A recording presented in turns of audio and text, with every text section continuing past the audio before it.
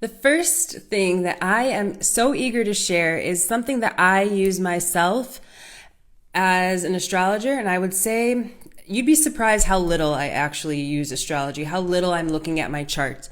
What I track, sometimes the moon, well, yes, always the moon, but it's less about the moon sign for me, and I am tracking especially for making business decisions, personal decisions on like when to launch things, when to take action on certain projects, when to have like these big important talks or meetings, scheduling travel. I mean, might be a little bit much, but for me, this is like the one thing, if I do nothing else, I'm looking at when the moon is void of course.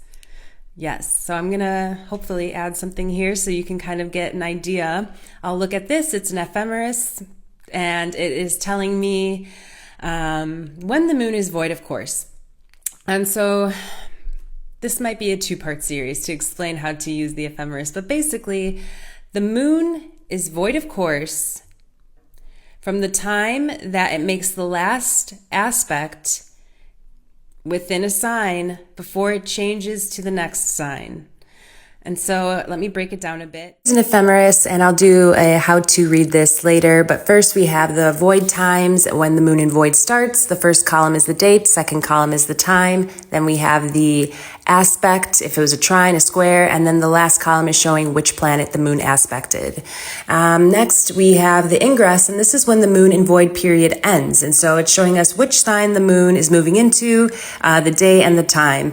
And so it's a little bit flip-flopped, but the void area is when the moon in void period starts, with the ingress showing where it ends. Today, the moon is in Scorpio. It'll make a final aspect tonight at 10:38 p.m. New York time. And then the moon changes signs, I believe, just 11 minutes later. But in those 11 minutes, the moon is not making any aspects to any other planets. So the moon is void of course. Basically, the moon is doing nothing. The moon is lazy.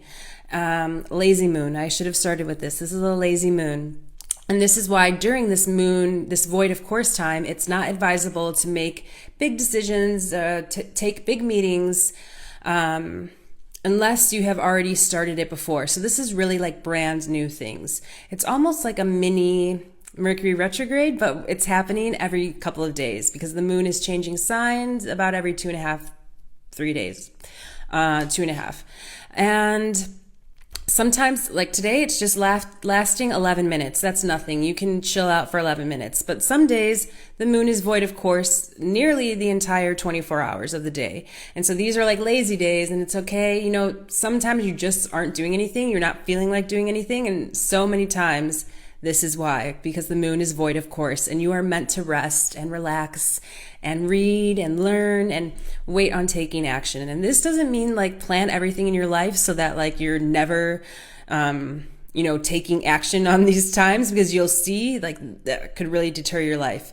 If you're really just like not doing anything anytime the moon is void of course. But it is a nice thing to know. It's nice to have in your back pocket when you have maybe you're able to choose between a few dates. It's nice to look and see like maybe one date is better because the moon is not void of course that day. I would say this is a pretty advanced topic. Many people I don't, casual astrology enthusiasts probably aren't tracking this, but I think it's something to keep in mind and to test out for yourself and see what you think. It's even advisable, like if you are super big on like social media, maybe like don't make that big post, and I'm talking like very big, not like, posting your food or something. So yeah, this is just something small. I will maybe do a part 2 on this to break it down a bit more. But I just wanted to share this and just get some people's minds thinking about it. And like I said, check it out for yourself.